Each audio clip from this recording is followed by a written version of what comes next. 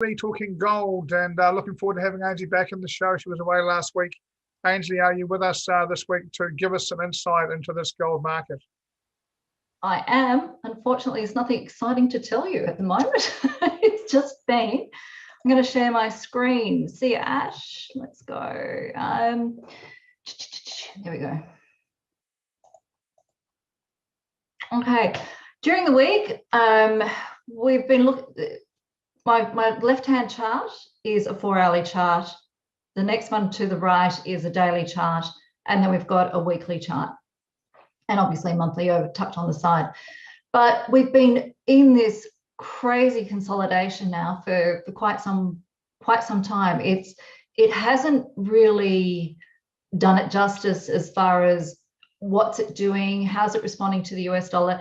The gold is highly correlated to the US 10-year Treasury bond yield. It's also traded against mainly the US dollar. And even though we've seen volatility in both those areas, gold is being caught in, well, we could call it a love triangle if you like, but you can see there is no traction. It goes in one direction and then immediately reverses and comes back in. And this is where we have seen, I posted this just before it went to the high on this bar here in our trading group to say there is just nothing to trade here, guys. It really isn't. And then I posted, then we've got this going to here. It's come back down and it's just sat. It just sat there. It's just sort of pondering between the pivot, which is a weekly pivot. So it's a really strong pivot, and a weekly support level. And it's just sitting there. Julian has touched on what we are looking at going forward to a waning in the US dollar as far as it stopped that, and yields are looking a bit high, and we're looking for that to come off as well. If I can get both of those things happening at the same time, and perhaps a bit more interesting gold as a resource, that would be great. I would like to see us bounce off this level down here and move it along.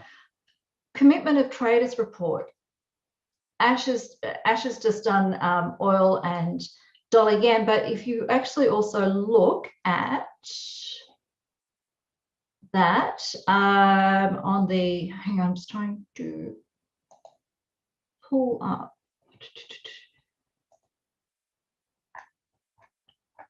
No, it's all right. I will just go back to my other chart.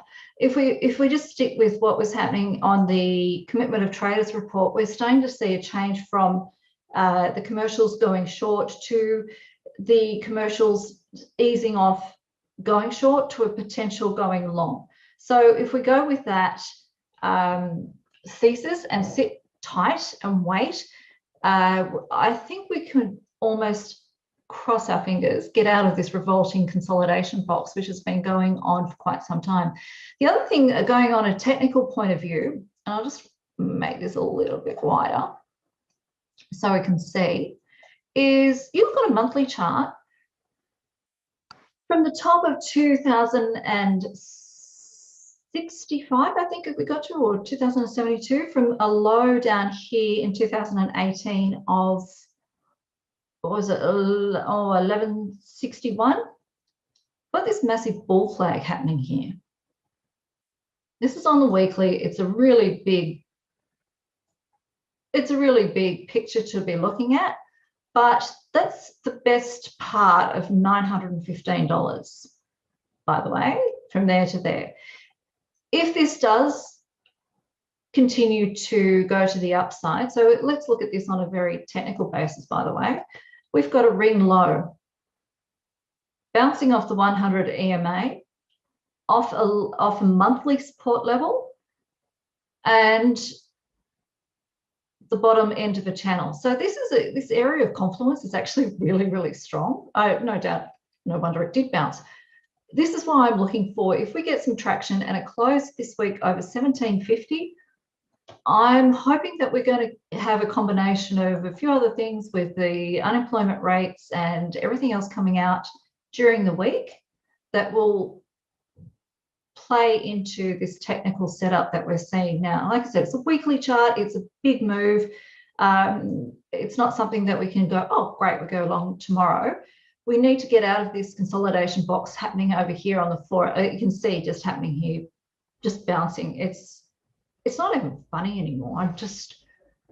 I've lost all my fingernails just drumming them into the table, waiting for something to happen. But this is trading. Sometimes it just doesn't happen. You've got to be patient and wait for the big moves. So that's what I am looking at the moment on gold. I'm waiting patiently, hoping that we can do something more than inside bars and followed by outside bars, and that we can go somewhere. So hopefully, fingers crossed, guys, that we don't have to wait for too much longer. Over to you, Paul. Cheers, Ainslie. Thanks for that. I think we all know in trading, the longer we stay still, the bigger the move that follows. And for markets to range for long periods of time, and gold's done this before. It's not unique. Perhaps it's unique at this time of year, but it's unusual at this time of year. But you would expect at some stage we are going to see it come out and bounce away in some form of direction. Yep. I'll be back for oil later.